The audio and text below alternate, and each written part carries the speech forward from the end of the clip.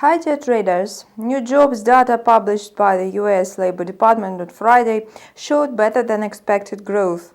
This encouraged speculation that the US Federal Reserve is unlikely to slow down its rate hiking cycle as it keeps fighting inflation.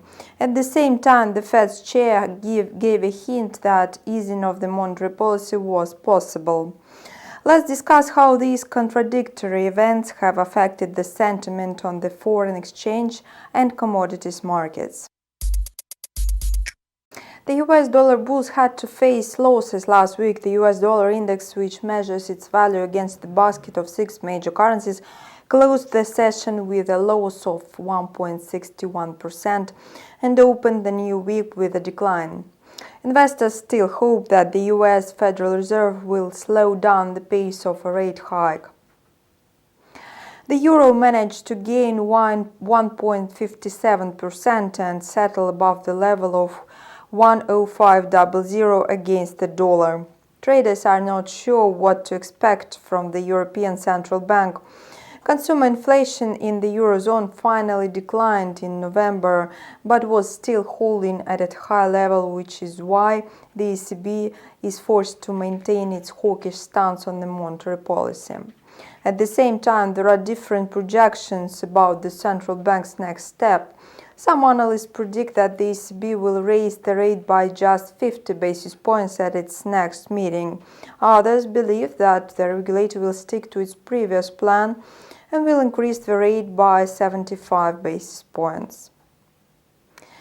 Amid the overall weakness of the US dollar, the British pound maintained its bullish run and gained 2%. The pound-dollar pair closed the week near the level of 1.23. Yet the Bank of England may consider a dovish turn in its monetary policy.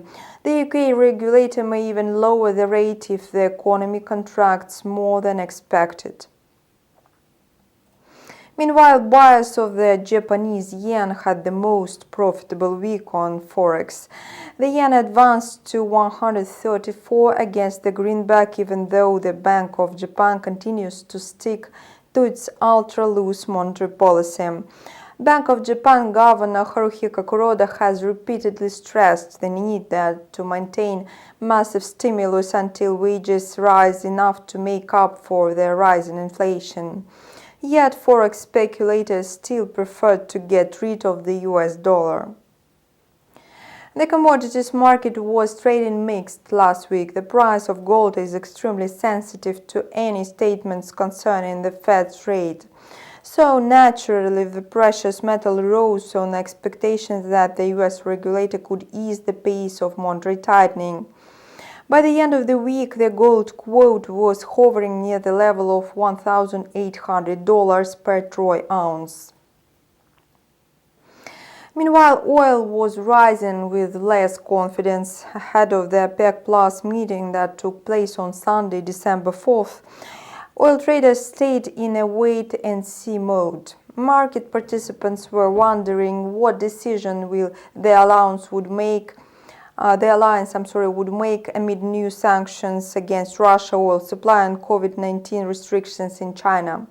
However, the cartel decided to keep oil production at the current levels. Notably, during the latest meeting on the Monitoring Committee, OPEC agreed to reduce output by 2 million barrels per day starting in November. In the meantime, the European Union has imposed a ban on seaborne Russian oil imports, while G7 countries agreed to set a price cap of $60 per barrel.